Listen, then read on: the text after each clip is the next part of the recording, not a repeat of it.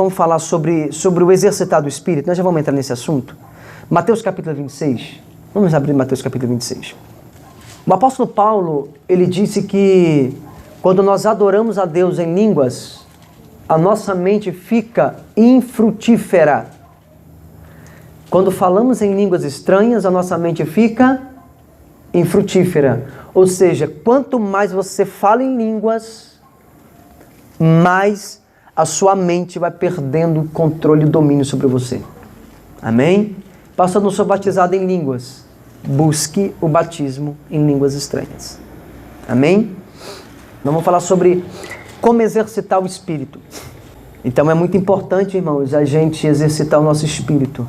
Quando você está orando em línguas, é uma das funções que eu vou falar daqui a pouco, mas a sua mente fica infrutífera, e a sua mente ficando infrutífera, você fica livre com o seu Espírito para adorar a Deus e exercitar o seu Espírito. Amém? O Espírito está pronto. Olha o que Jesus está dizendo. Portanto, o Espírito está pronto. Deixa eu fazer uma pergunta para os irmãos. Como que acontece a salvação do Espírito? Nós falamos sobre isso. Alguém vai lembrar? Isso, vai nas anotações, pode olhar. Como que a gente é salvo no Espírito? Cremos com o coração e confessamos com a boca. Como se dá o nome para isso? Tem um nome. Irmão, isso aqui, a vida inteira você ouviu falar nisso. E a gente aprendeu que, na verdade, a gente pensava que era uma coisa e, na verdade, era outra. A gente pensava que era uma coisa, mas, na verdade, era crer e confessar. Como se chama isso? Hã? Não lance de aceitar. Eu vou dar uma dica. A gente achava que o novo espírito, o novo nascimento. Amém? Um novo espírito. Amém? Então, observa. Então, a salvação do espírito é receber um novo nascimento, é um novo espírito. Amém? Então, olha o que Jesus está dizendo. Portanto, o espírito está pronto. Por que o espírito está pronto? Versículo 41 aí de Mateus 26. Mateus 26, verso 41. O espírito está pronto. O que é estar com o espírito pronto? Significa que a obra de Deus em nosso espírito já foi completada. Amém? Então, Provérbios vai dizer que o nosso espírito, quando recebe o Senhor, é como uma lâmpada que se acende. Se eu pudesse aqui dar um exemplo para os irmãos sobre espírito, sobre alma e sobre corpo. Vamos imaginar uma lâmpada. Imagina que o espírito é a corrente elétrica, é a energia. Imagine que esse é o espírito. Dentro da lâmpada tem um arame, sim ou não? Se aquele arame arrebentar, o que acontece com a lâmpada? Queima. Acabou a energia. Então, imagine que a corrente elétrica é o espírito. Imagina que o arame é o corpo físico. E imagina que a luz é a alma. Por quê? Porque a corrente elétrica, a energia, junto com o arame, traz a existência a luz. Sim ou não?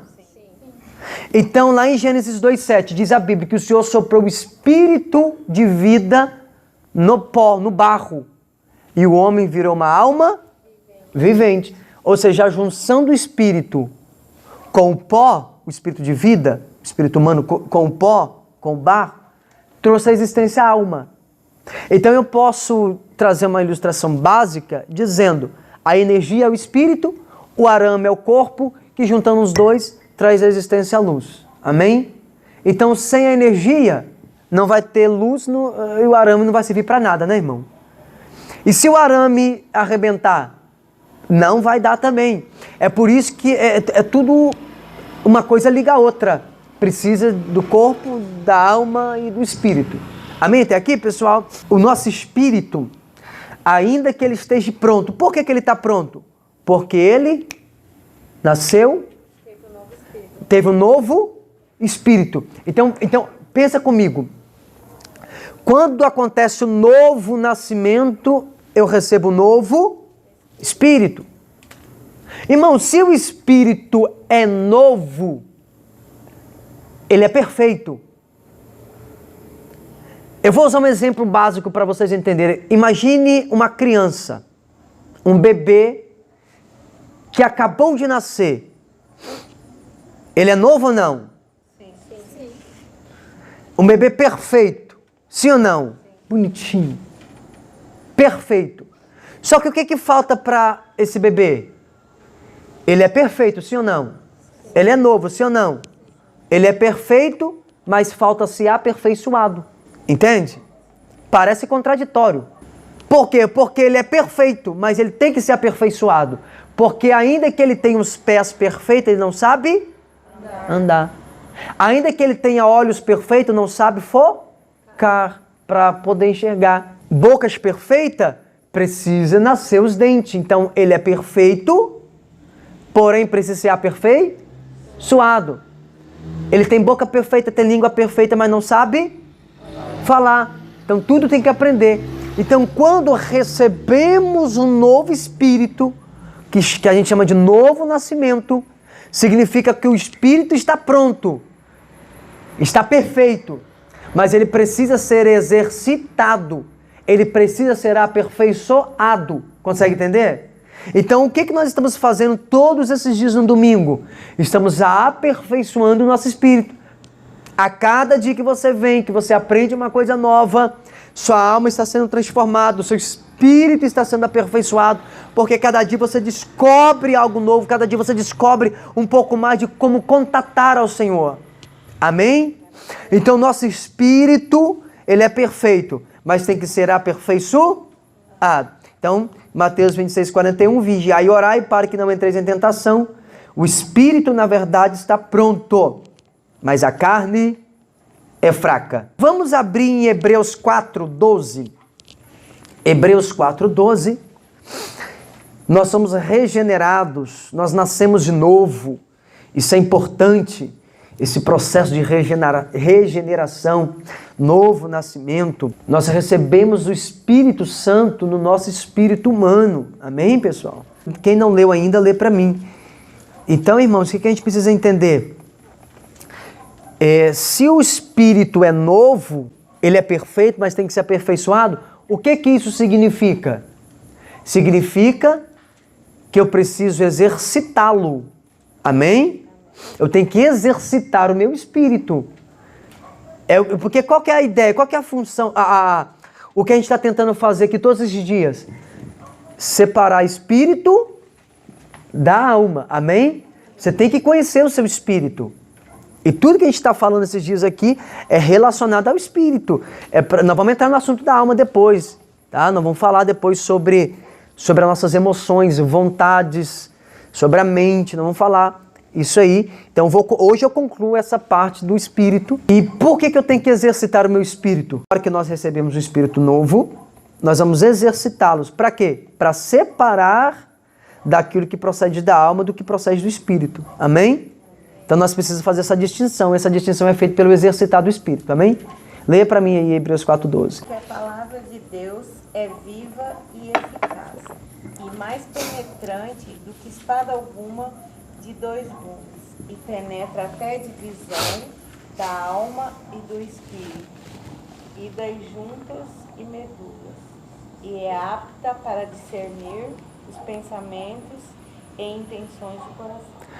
Irmão, a palavra de Deus é poderosa ou não? Sim. Meu Deus. Olha o poder da palavra. Irmão, olha o que a Bíblia está dizendo. Porque a palavra de Deus é viva e eficaz e mais cortante do que qualquer espada de dois gumes. E penetra até o ponto de dividir.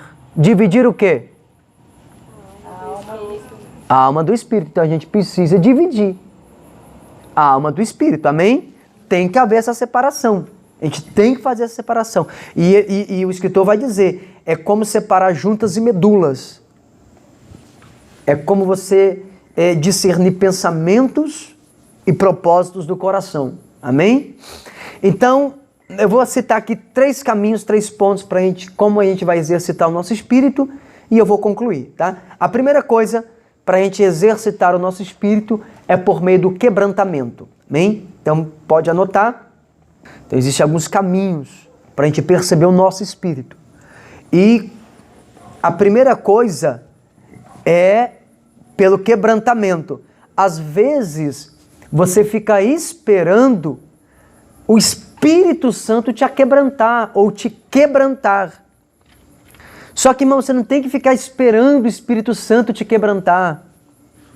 Você precisa ajudar o Senhor, sabe? Aquela ajudinha. Como que eu vou dar essa ajuda para discernir o meu espírito? Se quebrantando, irmão. Você pode se quebrantar. Talvez aqui, quando a banda estiver louvando, se quebranta. Quando a gente estiver de joelho orando, se quebranta. Na sua casa, quando você tirar o seu momento de oração, se quebranta na presença dEle. Você pode se quebrantar na presença do Senhor. Você não precisa ficar esperando o Senhor te quebrantar, né? Vou esperar o Senhor vir cá e quebrantar meu coração. Não. Você pode... vai acontecer de momento do Senhor vir te quebrantar? Vai. Claro que vai. Só que você pode, irmão, se quebrantar também. Amém? Então, qual é a primeira coisa? Por meio do quebrantamento. Então, o que a gente tem que entender? Embasado nesse texto, nós devemos entender que a alma, ela encobre o nosso espírito. Amém? Então, imagine, irmão, um círculo. Você consegue imaginar um círculo? Uma roda assim, ó. Aí você imagina dentro desse círculo um outro círculo. Aí dentro do outro círculo você imagina um outro círculo. Você consegue imaginar 3 círculos, um dentro do outro? Consegue imaginar? Agora você vai imaginar que o círculo menor, o do meio, é o espírito. O que está em volta do espírito é a alma. O que está em volta da alma é o corpo. Consegue entender? Se tiver caneta, pode desenhar, faça esse desenho. Faça 3 círculos e você puxa um risco e coloca o do meio, o menorzinho, é o espírito. Aí o segundo, a alma, e o que está de fora é o corpo. Porque olha o que o texto está dizendo. A palavra é tão cortante que ela é capaz de dividir a alma do espírito, juntas e medula. Eu nem sei se junta fica perto de medula, não sei. Tenta imaginar, seja sincero, irmão. Dentro do osso está a medula. Então, para você ter acesso à medula, o que você tem que fazer com o osso? Cortar, quebrar, sim ou não? Se o círculo maior é a alma e o menor é o espírito, o menor é a medula e o maior é o osso, o que tem que acontecer? Pensa aí, irmão. Raciocina. Fazer o quê? Quebrar a alma. Irmão, nós temos que quebrar a nossa alma. Porque se a gente não quebrar a nossa alma, nós não vamos conseguir acessar o nosso espírito. Então o que acontece? A gente passa a vida inteira na igreja ouvindo os ministros dizer: irmão, adora com a alma, adora com a alma. Mas muito mais profundo do que a alma está o espírito. E ninguém nos ensina a quebrar a alma. Para que eu tenha acesso ao meu espírito, o que eu tenho que fazer com a minha alma? Quebrar. Porque ela encobre o meu espírito, assim como o osso encobre a medula. Então, se eu quero acessar a medula, eu tenho que quebrar o osso. Se eu quero acessar o espírito, eu tenho que quebrar a alma. Por quê? Porque na alma está minhas vontades, está meus desejos, está as minhas paixões, está minhas ganâncias, está o meu orgulho, está tudo na minha alma. E se eu não quebrar minha alma, o meu espírito não vai poder sair para fora para poder ter contato com o Senhor. Então repete assim: a alma precisa ser quebrada para que eu possa perceber o meu espírito. Então como que você vai perceber seu espírito? Quebrando a alma, amém? E se eu quebrar minha alma? Se eu quebrar minha alma, eu vou ficar mais sensível a Deus no meu espírito.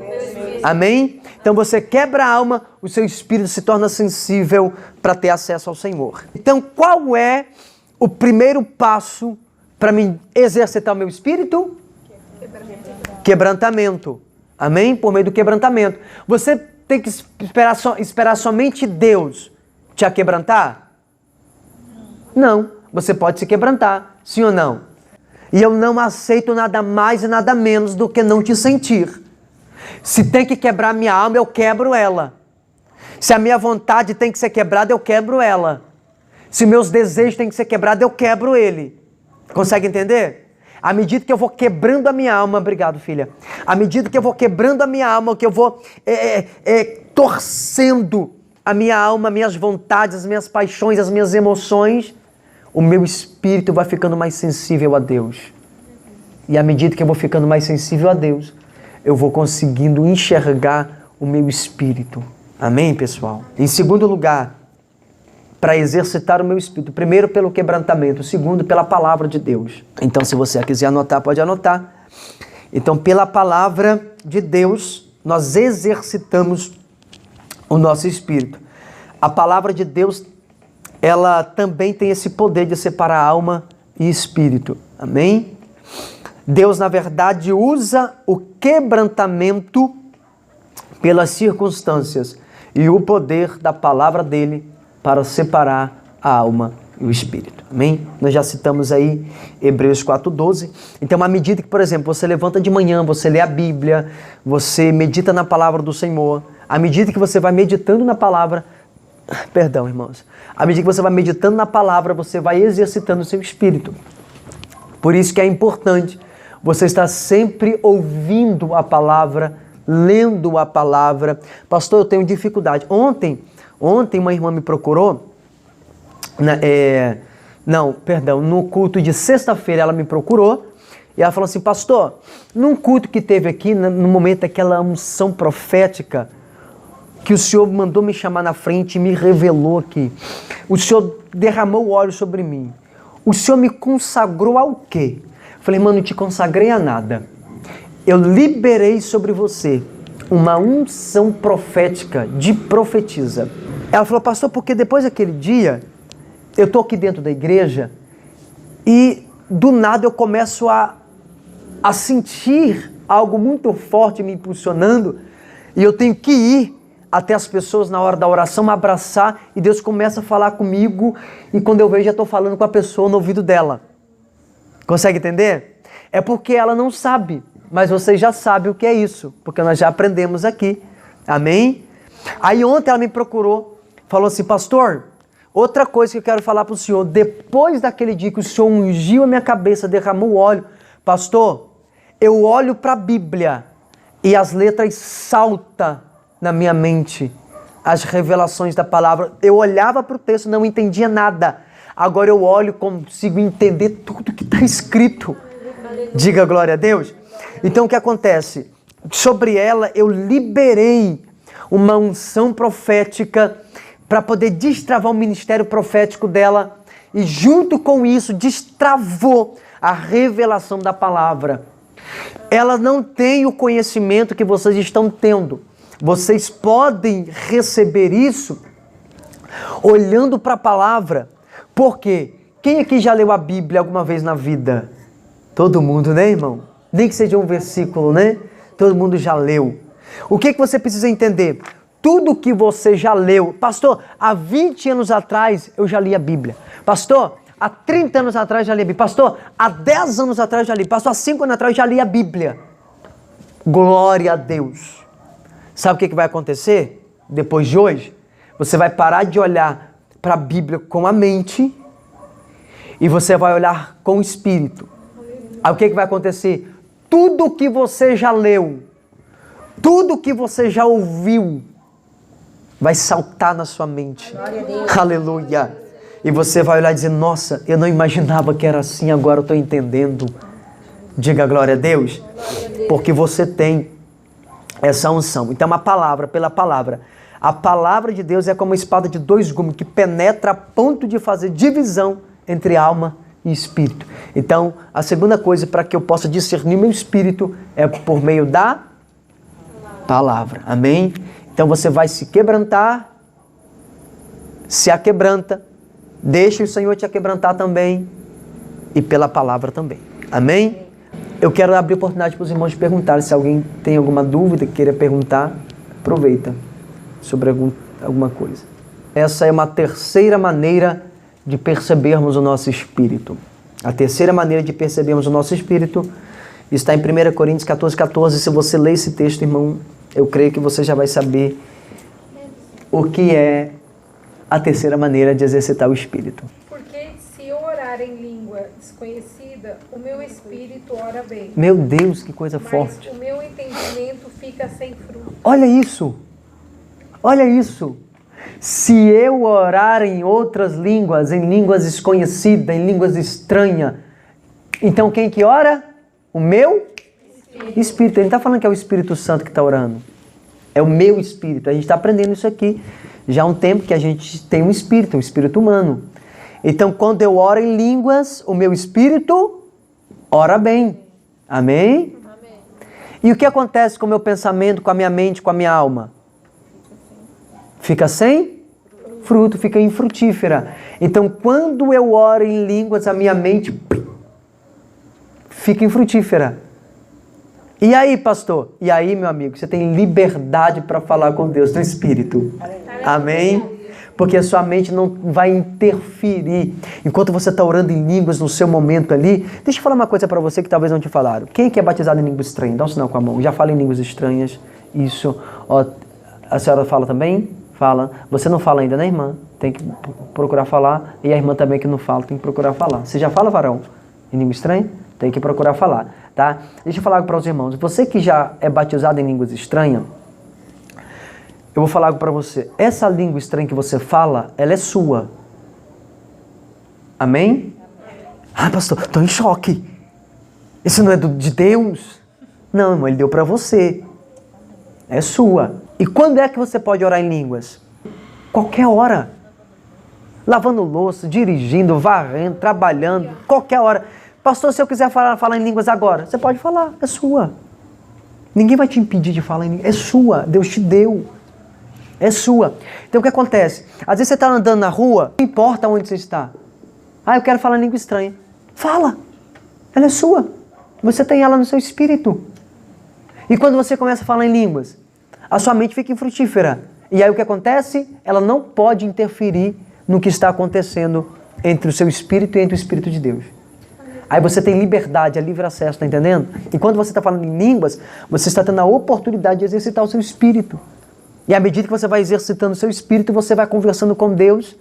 E alguns anos atrás, na verdade, eu acho que em 2008, Deus, ele me deu uma revelação enquanto eu estudava sobre línguas estranhas. Não está na Bíblia, mas foi uma revelação que Deus me deu em 2008, por aí. 2008 para 2009.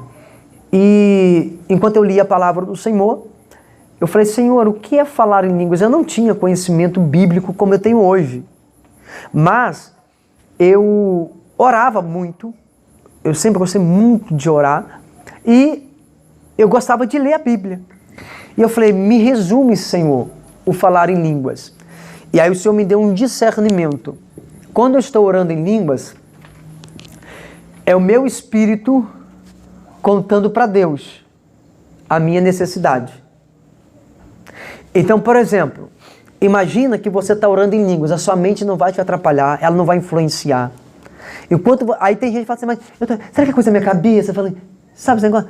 Ai, vem um negócio aqui, é língua estranha, será que não é coisa da minha mente? Aí você falou em línguas, meu Deus, você não era para ter falado. Irmão, eu já vi gente de pessoas assim. Ai, meu Deus, eu falei em língua estranha. Irmão, você tem que entender uma coisa. Quando você fala em línguas estranhas, presta atenção. Você está orando? Tô. Está adorando? Tô. Estou me aquebrantando? Tô. Estou na palavra? Tô. Irmão, seja sincero. Se você está na palavra, se você está adorando, está em comunhão, está em quebrantamento com o Senhor, você acha que o diabo vai falar na sua boca, irmão? Não, claro que não. Para o diabo falar na... Pera lá. Como é que o diabo consegue pegar alguém, manifestar em alguém, dominar ela? Primeiro, para que alguém recebe a manifestação de um demônio, o diabo tem que dominar a mente dessa pessoa. Se a mente dela não for dominada por espíritos malignos, ela não manifesta. Não adianta. Por quê? Às vezes você vai ver, aí já aconteceu, né, irmão, de eu estar me pregar na Assembleia de Deus. E enquanto eu comecei aí eu preguei, enquanto eu pregava, ia pregando, e quando eu comecei a orar, a líder do ciclo de oração caiu endemoniada. O povo escandalizou.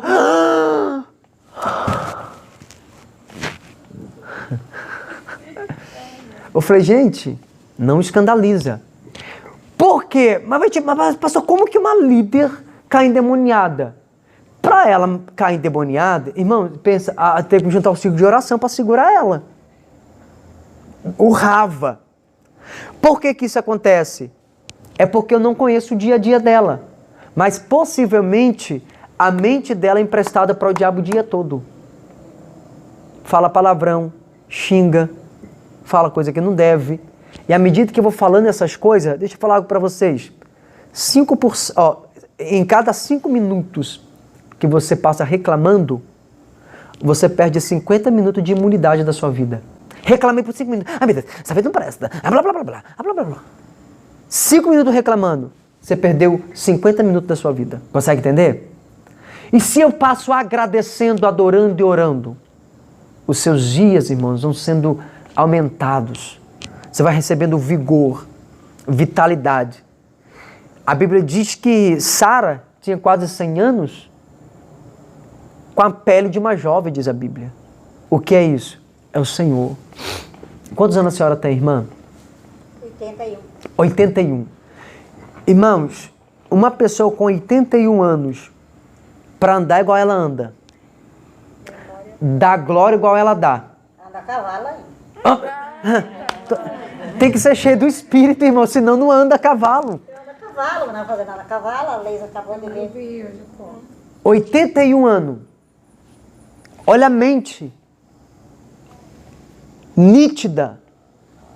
Perfeita. Eu não tenho pressão alta, não tenho diabetes, não tenho colesterol, não tenho nada. Graças a Não tem. Só tenho Jesus. Glória a Deus. Aí você vê uma geração, eu tenho depressão, né? Irmã, eu acho que a senhora tem 81. A senhora tem 81 com a disposição de 29. Eu com 29 tô com 81, irmã. Acho que minha mente acho que é de 81 e a da senhora tá de 29. 15. De 15. O esposo dela não se chamava Abraão, irmão?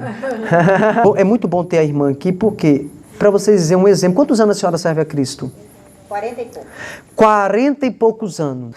Ela tem 81, então ela tem mais da metade, ou praticamente a metade da vida dela na presença de Deus. Irmão, pega alguém com a mesma idade dela, que não serve a Cristo, que não conhece o Senhor, e coloca do lado dela. A senhora usa óculos, né? Eu faço crochê, eu faço tricô, eu faço tapete, tudo sem óculos. Precisa falar mais alguma coisa, irmão? Irmãos, resumindo, seja cheio do Espírito Santo. Amém. Glória a Deus. Sobre as aulas, tá? Romanos 9, vamos ler, pessoal? Quem achar, lê pra mim. Só a parte A. Lê de novo a primeira parte, só a parte. Porque Deus, a quem eu sirvo em meu espírito. Pronto. Aonde que ele serve a Deus? No meu espírito. Amém? Então Paulo está dizendo, a Deus, a quem eu sirvo no meu espírito. Isso se aplica a cada cristão. Amém? Nós servimos a Deus no espírito. Amém, pessoal? Então é isso aí. Então, eu já falei para os irmãos a respeito é como uma criança que nasce perfeita e precisa ser aperfeiçoada. Assim é o nosso espírito. Então a gente vai exercitar o nosso espírito. Então, qual é a primeira coisa para a gente exercitar o espírito? Quebrantamento. Amém, pessoal? Segunda coisa? Palavra. E a terceira? Orar em línguas. Então você se aquebranta, ouve a palavra, medita na palavra e ora em línguas. Porque orando em línguas você ora no Espírito. Então essas são as formas mais eficientes de orar em línguas que você fala com o Espírito, também? E rejeitando a passividade, tá, irmão? Fica assim não. Quando o pastor falar, irmão, fica de pé, vamos orar, você tem que ser o primeiro a pular. Quando o louvor fala, irmão, vamos, levanta a mão, louve, irmão, coloca a mão. Você tem que ser para cima. Quando o pastor libera a palavra, você já tem que fazer, já tem que tomar posse, já tem que... Você consegue entender? Vai para cima, parte para cima. Alguém está aqui, liberou uma palavra, professa, você toma posse. Amém? Dá glória, adora. Amém? Rejeita a passividade, esse negócio muito... Então, a comunhão é a adoração, é a união, é um casamento. Lembra? Sempre medita nisso. Eu sou casado com o Senhor, ninguém me separa dele. Amém? Seu espírito... Irmãos, você tem que entender uma coisa, seu espírito não vai ser condenado. Você casou com o Senhor. O que se une com o Senhor é um espírito com Ele, só um espírito com Ele. E se Deus jogar seu espírito no inferno agora? O que você me diz? O que acontece? Se agora Deus olhar para você e falar, vou jogar o seu espírito no lago de fogo. Se Deus jogar o seu espírito no inferno, significa que Deus vai para o inferno com você. Porque você está unido com Ele. Não dá para separar. Amém?